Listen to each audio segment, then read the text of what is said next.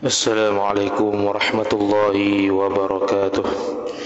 أعوذ بالله من الشيطان الرجيم. بسم الله الرحمن الرحيم. الحمد لله رب العالمين، والصلاة والسلام على أشرف الأنبياء والمرسلين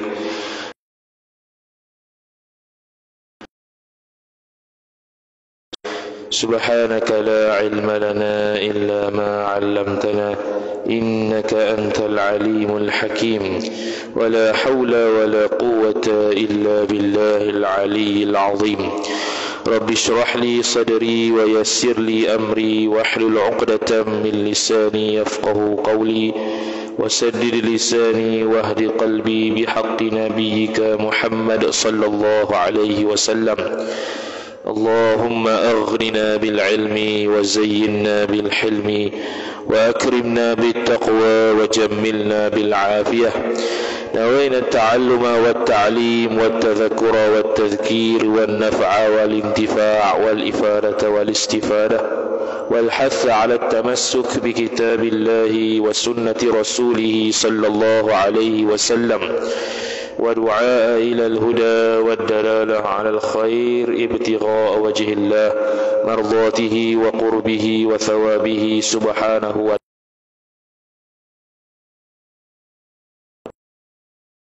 Kita Ad-Durrus Tsamin muka surat 30 baris 9 daripada bawah.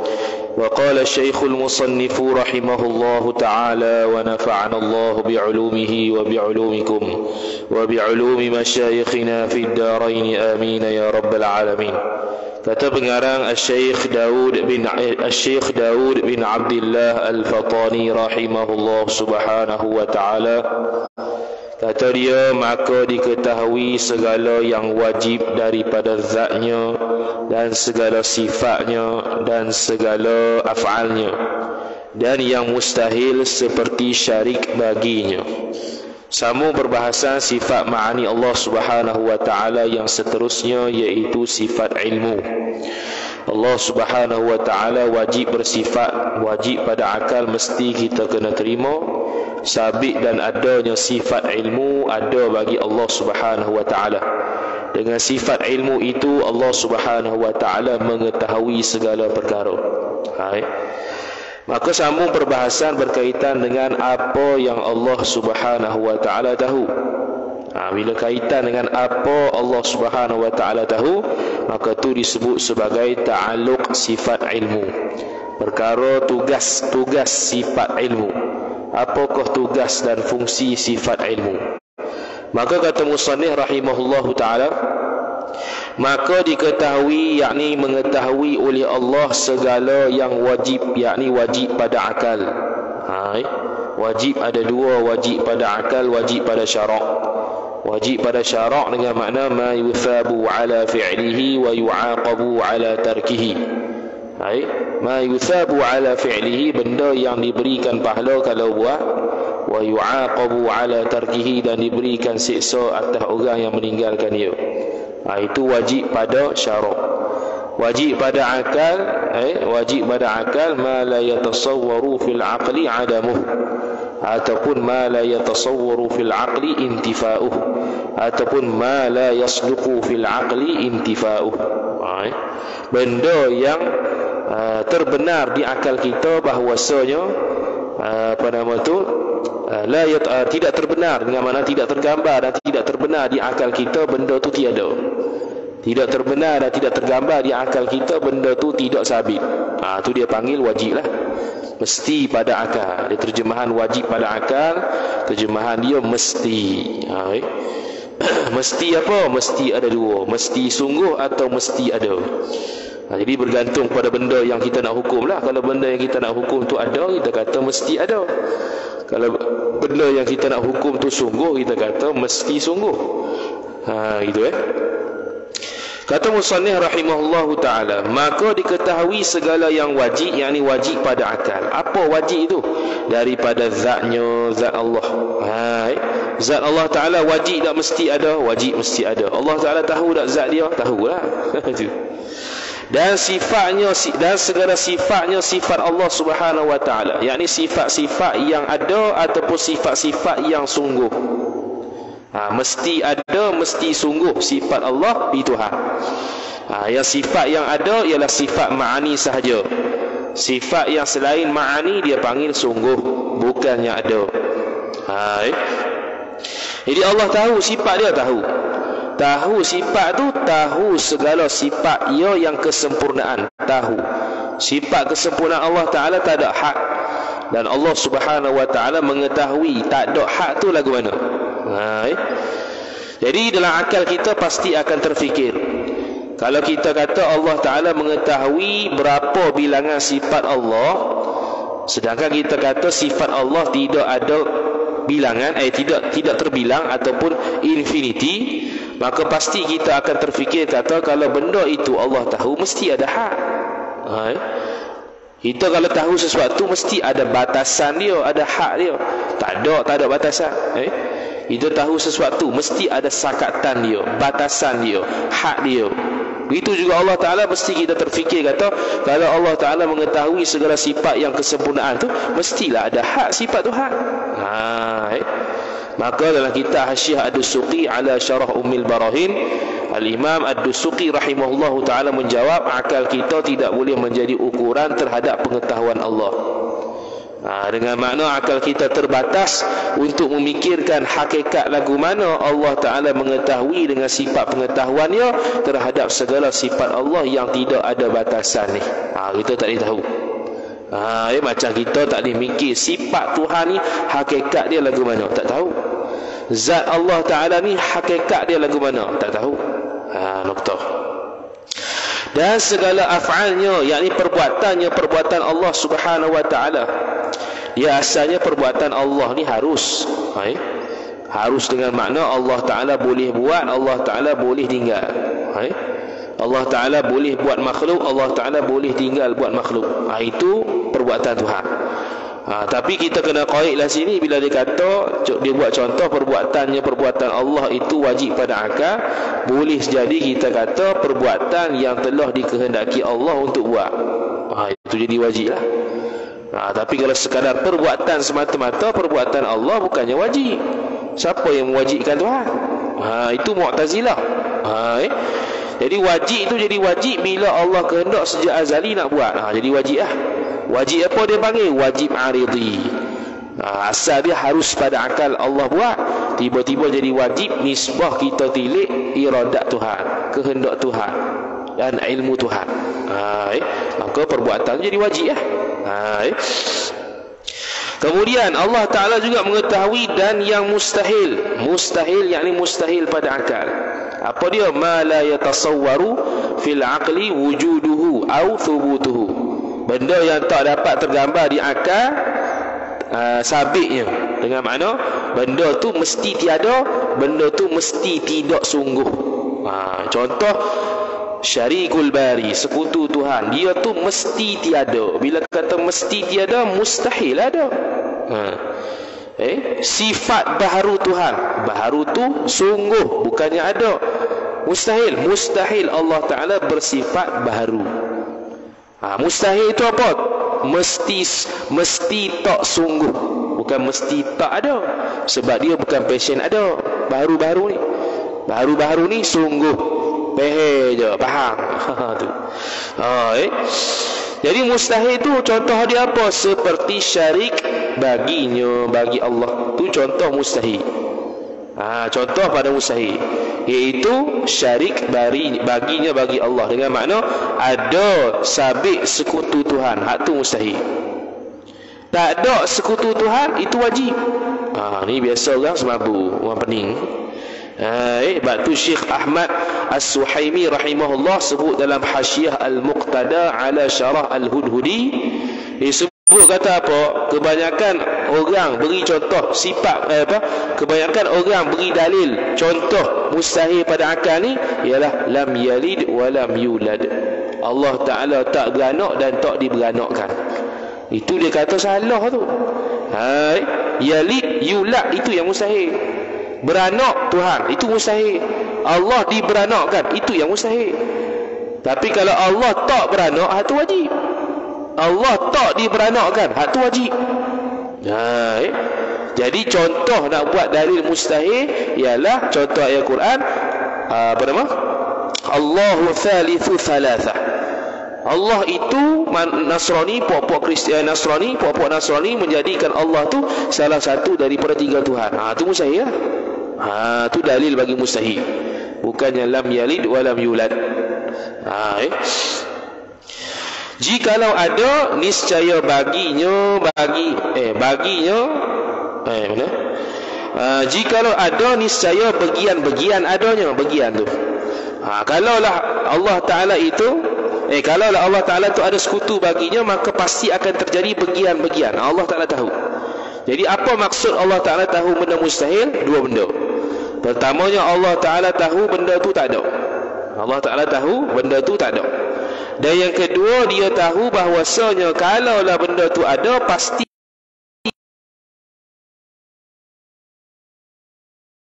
itu maksud dia. Mana dia punya dalil? Lau kana fihi ma alihatun illallahu lafasadata. Jikalau di langit dan di bumi itu masing-masing ada Tuhan, maka rosaklah, musnahlah, tak ada lah langit dan bumi. Itu disebut dalam Quran. Itu dalil kata Allah Ta'ala mengetahui benda mustahil, dengan makna Allah Ta'ala tahu benda tu tak ada, dan Allah Ta'ala tahu kalau ada apa yang akan berlaku. Kemudian kata musannif rahimahullahu ta'ala, dan segala yang harus pada akal, ma yasihhu wujuduhu wa adamuhu, ataupun ma yasihhu thubutuhu wa intifa'uhu. Benda yang sah ada, sah tiada. Benda yang sah sungguh, sah tidak. Itu harus saja. Contoh dia ialah, baik, habis tak ada contoh. Contoh kita lah. Kita ni harus lah. Harus pada akal ada, harus pada akal tiada. Harus pada akal sungguh, harus pada akal tidak. Itu dia panggil harus. Allah Ta'ala tahu, Allah Ta'ala tahu. Berapa banyak benda harus di atas alam ni, semua Allah tahu belaka. Maka ta'alluqlah ia sifat ilmu pada segala hukum akal yang 3 itu. Mana? Iaitu 3 hukum akal, wajib dan mustahil dan jaiz. Jaiz dia harus lah. Semua tu Allah Ta'ala ta'aluk belaka dengan ilmu dia. Sebab tu dia panggil ta'aluk ilmu Tuhan ta'aluk inkishaf, iaitu nyata di pengetahuan Tuhan apa yang mustahil, apa yang wajib, apa yang harus. Semua benda tahu. Dia panggil inkishaf, nyata. Tak ada benda yang Allah Ta'ala tak nyata di pengetahuan dia, tak ada. Semuanya nyata belaka. Kemudian maka kata musannif rahimahullahu ta'ala, kerana ia sifat ilmu tu bukan sifat yang memberi bekas, seperti kudrat. Dan sungguhnya ia ilmu tu sifat inkishaf jua. Dia bukan memberi bekas macam kudrat. Dia bukannya memberi faham macam sifat kalam. Dia bukannya apa lagi? Dia bukannya nyata di sifat pelihatan, bukan nyata di sifat pendengaran, tapi nyata di sifat pengetahuan, ilmu dia panggil. Jadi dia bukan memberi bekas. Maka sebab itu bukan ta'aluk dia namanya takfir, bukan, ataupun takhsis, bukan. Mengkhususkan sesuatu itu sifat iradah. Memberikan bekas itu sifat kudrat. Tapi dia ni nyata segala benda. Itu inkishaf. Itulah si ta'aluk, nama ta'aluk sifat ilmu. Maka dia buat definisi. Maka hak ni definisi. Maka hak yang ni definisi ilmu itu, iaitu definisi ilmu sifatun yang kashifu bihal ma'lumu ala ma huwa bihi inkishafan la yahtamilun naqid biwajhin. Iaitu apa? Sifat. Dia eja begitu tu merujuk kepada satu sifat. Sebab itu kita terjemah ilmu makna pengetahuan, bukannya mengetahui. Sebab mengetahui Allah banyak, pengetahuan Allah satu. Kita belajar ada sifat keesaan Tuhan pada sifat, iaitu Allah Ta'ala setiap sifatnya satu. Kudrat Allah satu, iradat satu, ilmu satu, hayat satu, basar satu, samak satu, semua satu belaka. Tapi kalau kita terjemah ilmu makna mengetahui Allah satu. Jangan tu. Mengetahui Allah bukan satu. Kalau mengetahui Allah satu, kita lagi alim pada Tuhan. Yang kedua, tak dipanggil maha mengetahui Tuhan. Yang naknya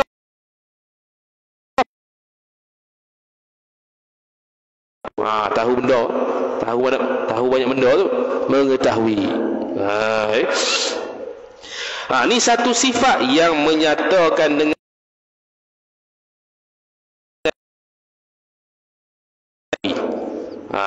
menyatakan. Ini penting menyatakan ni. Sebab ada terjemah yang kata terbuka.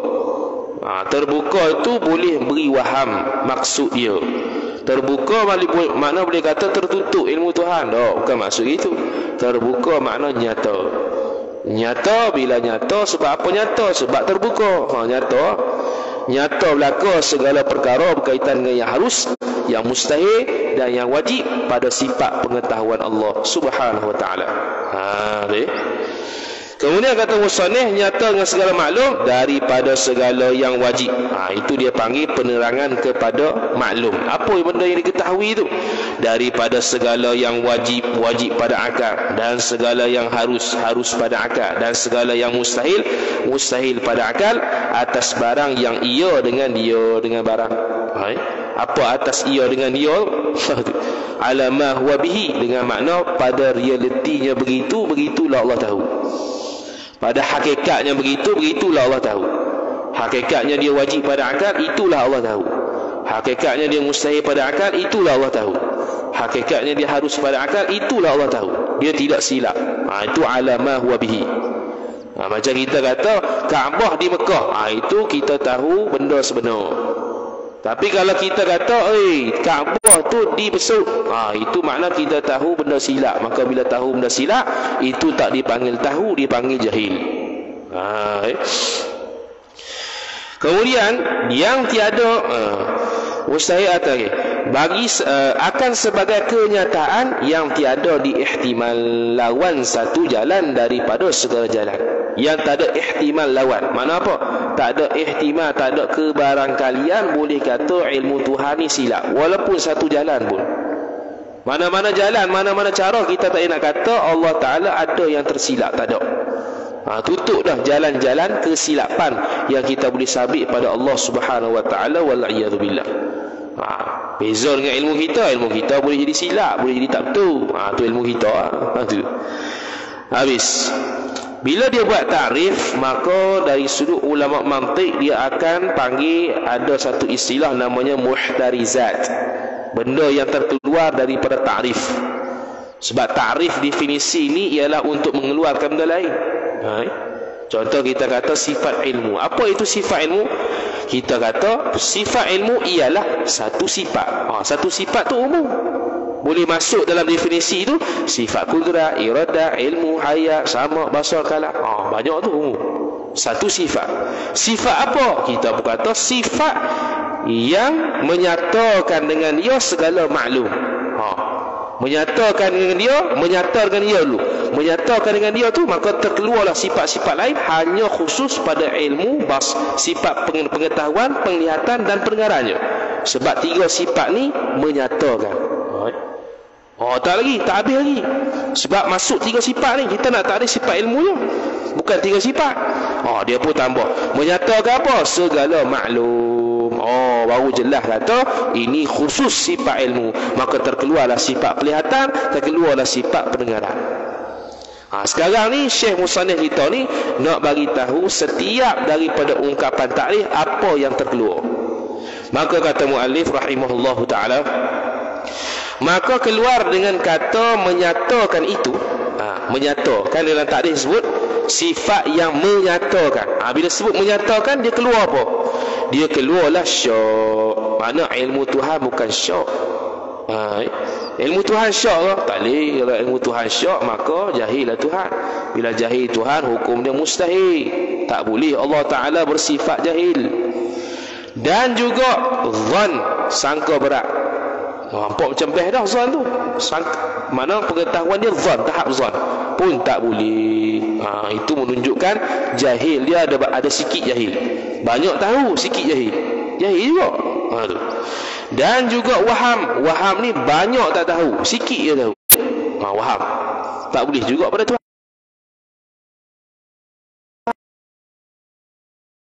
Jadi dia panggil sifat ilmu lawannya ialah jahil. Dan apa yang bermakna semakna dengan jahil. Jadi jahil satu, sifat mustahil, lawan bagi ilmu. Dan apa yang semakna dengan jahil? Mana? Zon, syak, waham. Itu semakna dengan jahil. Dia membawa pada makna jahil. Walaupun kita tak panggil jahil syak tu, tapi nisbah Tuhan jahil lah. Walaupun zat tu tak dipanggil jahil, nisbah kita dipanggil ilmu, tapi nisbah Tuhan jahil. Tamu. Kemudian kata muallif rahimahullah, dan keluar dengan ala ma huwa bihi. Dengan katanya ala ma huwa bihi tu.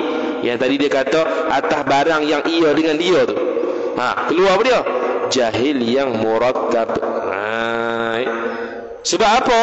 Sebab kalau orang itu mengetahui tapi bukan atas dasar realiti tak berlaku begitu, tapi dia tahu sebaliknya, tu dia panggil jahil murakkab. Dia berasa dirinya sembahyang sah, padahal kalau ikut hukum fiqh tak sah sembahyang dia, tapi dia anggap, dia rasa, dia tahu, kata dia sah sembahyang. Itu jahil murakkab. Dia tak tahu bahawasanya dia tak tahu. Dia tak tahu dah dia sah sembahyang. Lepas tu dia tak tahu, kata dia tak tahu yang kata sahnya, sembahyangnya tidak sah. Dia tak tahu. Lepas tu dia kata sah tu. Sah padahal hakikat dia tak sah. Tu jahil murakkab. Tu makna dia tahu benda yang bukannya ma huwa bihi, ala ma huwa bihi, bukan atas jalan hakikat realiti begitu dak. Jadi keluarlah kata jahil murakkab. Sebab jahil murakkab ni tahu sesuatu bukan atas jalan realiti, bukan realitinya begitu, hakikatnya bukan begitu, tapi sebaliknya. Tapi dia kata dia tahu. Tu jahil murakkab. Jahil murakkab tu apa dia? Jahil murakkab. Keluar jadi jahil murakkab. Kerana tiada ia jahil murakkab membukakan atas barang yang iaitu atasnya. Dengan makna realiti lah. Dengan makna tidak menyatakan jahil murakkab itu akan seseorang apa yang realiti yang berlaku. Tak tahu. Beza dengan jahil basit. Jahil basit ni dia tahu, dia tak tahu. Jahil basit ni dia tahu, dia tak tahu. Bila dia tahu, dia tak tahu, maka dia ambil tahulah. Tu tak apalah, ringan sikit. Tapi kalau jahil murakkab ni dia tak tahu bahawasanya dia tak tahu. Ni berat. Kemudian kata muallif rahimahullahu taala, maka keluar dengan kata la maka keluar dengan kata la yahtamilun naqid biwajhin. Itu dia kata la yahtamilu an-naqid biwajhin. Apa maksud dia? Dengan mana tidak ada kebarangkalian boleh lawan ilmu Tuhan daripada mana-mana jalan. Dengan mana tidak boleh menafikan mana-mana jalan pun pada ilmu Allah Subhanahu Wa Taala. Maka keluar kata dia itu dengan i'tiqad yang tiada jazim, i'tiqad yang tidak kemah, i'tiqad yang tidak teguh, kukuh. Sebab kalau orang mengetahui sesuatu atas jalan realiti dan dia tu goyah, tu tak panggil ilmu ni. Dia yakin kata masjid ni Zarigon Badak, tapi gitu. Sebab ilmu ni tahap dia 100% baru dipanggil ilmu. Dia sama dengan yakin. Yakin pun 100% kok. Ilmu pun nak panggil ilmu, dia panggil 100% baru dipanggil ilmu. Kalau tak 100% tak panggil ilmu. Jadi kalau dia tahu tu pun atas jalan realiti sungguh, memang betul begitu, tapi dia ada pegangan yang rapuh. Dia rapuh lagi, dia tak kemah. Maka tu dia panggil yahtamilun naqid.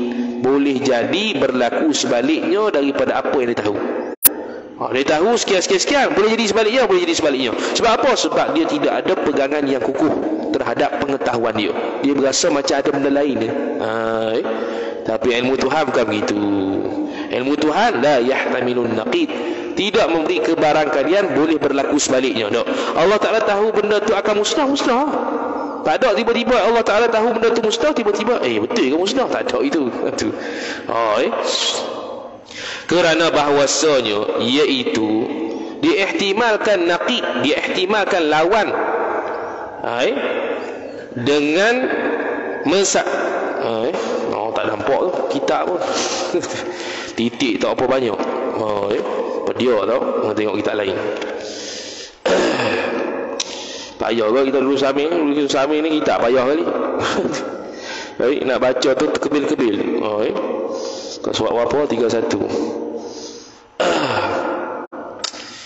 Iaitu diihtimalkan naqid dengan dengan mensaksikan oleh yang memberi syok. Mensaksi tu dia memang tulis shin tu memang dia saksi begitu. Dia syaksi, saksilah. Okey, iaitu ihtimal tu dia kata diihtimalkan naqid ni lawan lah. Siapa yang ihtimal naqid tu? Macam mana? Dengan mensaksikan oleh yang memberi syok. Okey, contoh kita kata saya tahu kata Masjid Uniza di Gong Badak. Tiba-tiba ada orang beri syok pada dia. Kat waktu tersebut dia pun ya ke? Rumah ya ke itu? Tu ihtimal naqid tu. Dia tu yang memberi syok pada dia. Bila orang tu memberi syok pada dia, dia pun melayani syok tersebut. Itu bukannya orang yang pengetahuannya kukuh. Mana pengetahuannya rapuh lah tentang Masjid Uniza. Kalau hak seorang ni, aku tahu Masjid Uniza tu di Gong Badak. Kemudian orang kata, orang kata bersu kot. Dak Masjid Uniza kat Gong Badak. Tu makna kukuh tu. Itu la yahtamilun naqid. Tidak memberi kebarang kalian ada berlawanan arus. Tidak memberi kebarang kalian pengetahuan itu terjadi sebaliknya. Bahkan pengetahuan itu kukuh. Masjid Uniza di Gong Badak sungguh lah. Walaupun ada orang kata di Wakar Tebesu ke, di Perlis ke, di Kelantan ke, dia tetap kata di Terengganu Gong Badak. Tu kukuh tu.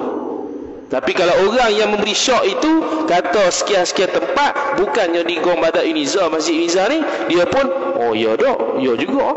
Demi ya juga itu pengetahuan yang tak rapuh. Pengetahuan yang rapuh. Bila pengetahuan yang rapuh, dia panggil ilmu dia yahtamilun naqid. Boleh jadi berlaku sebaliknya apa yang dia tahu. Jadi boleh jadi ni pengetahuan yang rapuh. Jadi Allah Ta'ala gitu. Allah Ta'ala kan gitu. Allah Ta'ala kata Zaid itu ada. Tak ada tiba-tiba kata boleh jadi Zaid tak ada. Tak ada itu ilmu Tuhan. Kemudian dan dikehendaki dengan maklum itu ialah tiap-tiap yang wajib, yakni wajib pada akal, dan yang mustahil, yakni mustahil pada akal, dan yang jaiz, yang harus pada akal. Noktah. Itu maklum, benda yang diketahui. Benda yang diketahui. Terjemah Melayu sekarang maklumat lah. Maklumat tu jamak muzakkar, jamak muannas salim bagi maklum. Maklumun maklumani maklumatun maklumatani maklumatun. Jadi maklumat jadi Melayu. Apa maklumat? Benda-benda yang dimaklumkan. Benda-benda yang diketahui, yang maklum tu. Itu pun ada maklum, ada maklumat. Selain kita ni maklum tu, makna orang bagi arahan, contohnya kita pun kata harap maklum. Maklum mufrad, satu, singular. Aku tahu banyak maklumat. Maklumat jamak muannas salim. Pelik tu. Marah Melayu pun. Dia ada kaitan dengan Arab. Kemudian kata Musani rahimahullahu ta'ala, maka masuk di dalam yang jaiz, yang harus itu ialah barang yang tiada kesudahan nikmat. Mana yang tiada kesudahan nikmat ni? Di syurga lah. Di syurga nikmat dia berkekalan tak? Berkekalan. Ada kesudahan? Tak ada kesudahan. Benda tu harus tak? Harus. Allah Ta'ala tahu? Tahu. Allah Ta'ala mengetahui tak ada kesudahan nikmat di syurga tu lagu mana. Tapi di akal kita tak boleh mikir. Macam mana Allah Ta'ala tahu benda yang tak ada batas ni? Bila kata benda Allah Ta'ala tahu benda yang tak ada batas, makna ada batas. Ada had lah. Akal kita tak boleh mikir. Macam mana Allah Ta'ala mengetahui benda yang tiada had, benda yang tiada batas, benda yang infinity. Wallahu a'lam. Tak tahu. Serah ke Tuhan ni. Tu tak wajib dah kita tahu. Ataupun gerak ahlul jannah, ahli syurga. Bergerak sana sini ahli syurga. Ahli syurga khalidina fiha abada, kekal dalam syurga selama-lamanya. Dan mestilah dia bergerak. Allah Taala mengetahui gerakan ahli gerak-gerak ahli syurga yang bergerak tu ramai mana, banyak mana, Allah Taala tahu. Itu semua harus berlaku. Maka diketahuinya Allah Ta'ala dengan tafsir, dengan terperinci. Ni yang kata tak boleh mikir ni. Allah Ta'ala mengetahui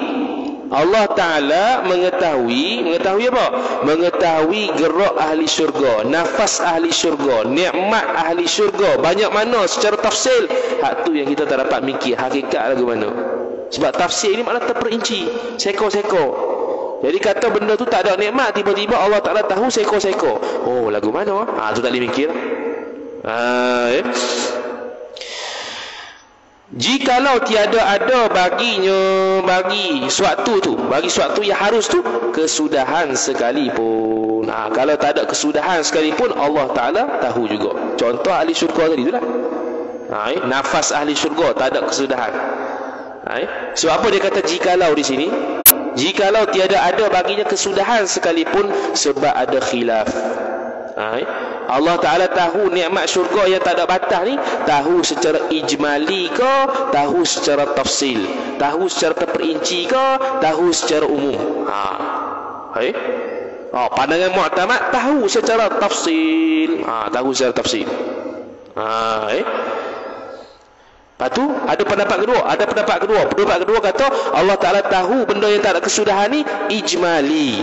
Yang tafsili tu hanya Allah Ta'ala tahu bila mana benda tu ada bilangan. Tu tafsili. Itu ada sunnah hari tu, bukan pas apa tu. Pas apa dia bungkus habis. Pas apa dia bungkus habis.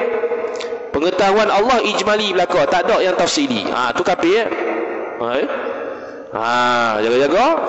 Tak ada orang. Jarang bahas.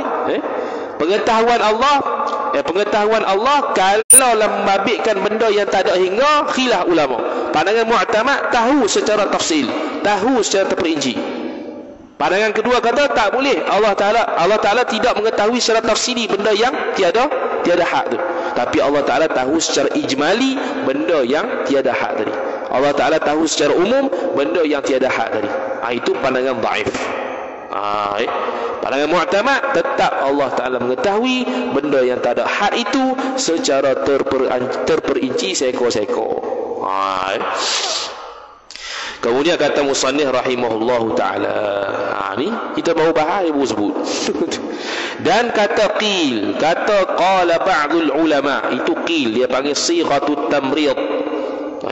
Sirah yang ada penyakit. Apa dia? Qaul dhaif lah. Qila, ruwiya, itu dipanggil sighatut tamrid. Dan kata qil, yang kata sebagai ulama. Jadi qil di sini boleh jadi qaul dhaif, boleh jadi qala ba'dul ulama. Ini dia ada dua cara makna dia. Jadi qila tak semesti dhaif, kadang-kadang qila dengan makna qala ba'dul ulama, kadang-kadang qila tu dengan makna qaul dhaif. Tapi ini qaul dhaif lah. Diketahuinya Allah dengan tafsir itu ialah barang yang ada kesudahannya, kesudahan barang saja. Jadi benda yang Allah ketahui dua, benda yang ada kesudahan ke benda yang tak ada kesudahan. Kalau benda yang ada kesudahan, ittifaq sepakat ulama ahlu sunnah wal jamaah tahu secara tafsil, terperinci. Kalau benda tu tiada kesudahan, khilaf ulama ahlu sunnah wal jamaah. Pandangan mu'tamad tahu juga secara tafsil. Pandangan yang kedua tahu secara umum sahaja, ijmali. Adapun yang tiada baginya bagi barang tadi, kesudahannya barang, maka mustahil bahawa ketahui kehinggaan barang tadi. Ini pandangan dhaif. Noktah. Dan kata Syekh Suhaimi, sekarang kita Durus Samin banyak ambil kitab Hasyiah Al-Muqtada ala Syarhil Hudhudi, karangan Syekh Ahmad As-Suhaimi radhiyallahu ta'ala anhu. Dia kata, dan hasil dakwa orang yang berkata tiada diketahui barang yang tiada kesudahannya barang itu dengan tafsir tiada i'tiqad itu kufur. Kena baca suslu. Kuanung kereta api, tak faham. Dia gitu, tak turah dia tak boleh gitu. Macam pusat khabar tak faham, pedia datang. Kemudian dia kata, dan hasil kesimpulan dakwa lah. Orang yang berkata, kata apa? Tiada tu buat kurungan.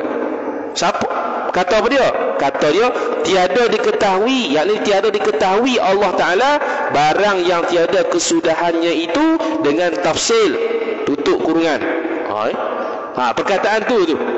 Perkataan tu tiadalah i'tiqad itu, i'tiqad orang yang berkata tu kufur. Tak kufur. Cakap gitu tak kafir.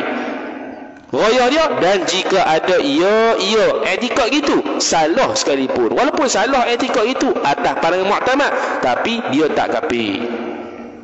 Sebab apa? Yang kafirnya ialah kalau kita i'tiqad Allah Ta'ala mengetahui benda yang tak ada hingga ke, benda yang ada hingga ke secara ijmali, umum belaka, itu baru kafir.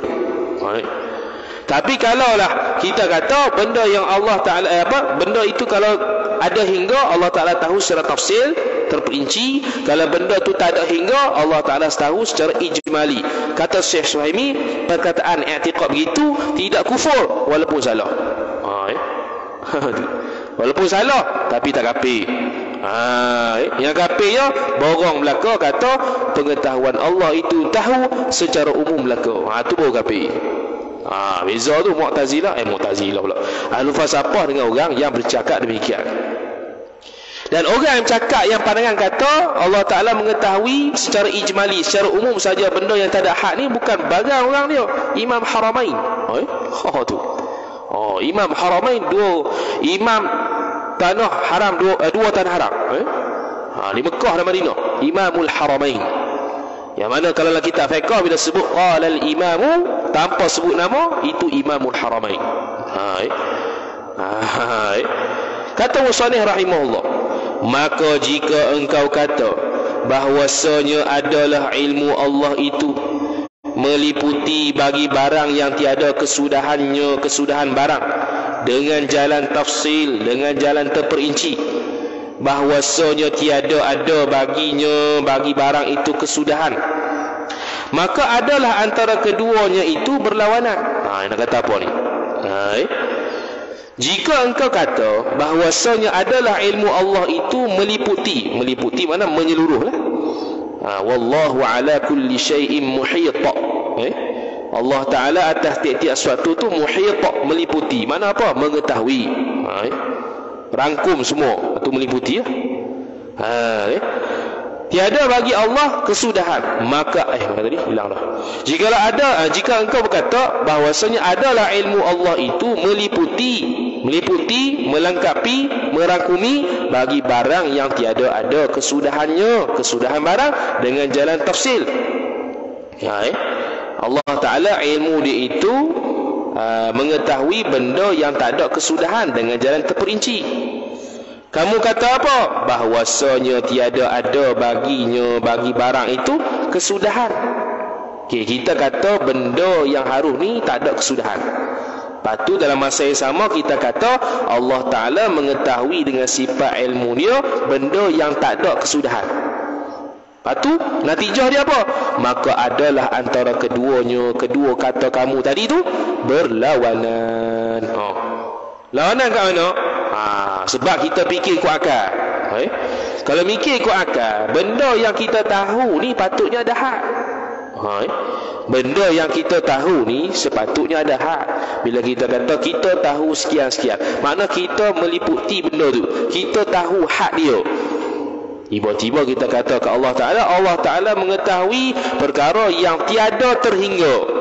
Tahu tu pula tafsil, terperinci ni ada hingga. Jadi Allah Ta'ala mengetahui benda yang tak ada hingga dengan terperinci. Terperinci tu biasanya kita faham ada hingga. Lawan lah tu. Tu tanaqud, berlawanan. Berlawanan. Lepas tu, dan yang menghukumkan ketiadaan hingga itu ketiadaan tafsil. Dan yang menghukumkan ketiadaan hingga itu, ketiadaan hingga barang itu pula ketiadaan tafsir pula. Dan yang menghukumkan ketiadaan hingga itu ketiadaan tafsir. Ketiadaan tafsir dengan mana ketiadaan mengetahuinya dengan cara tafsir, dengan cara terperinci.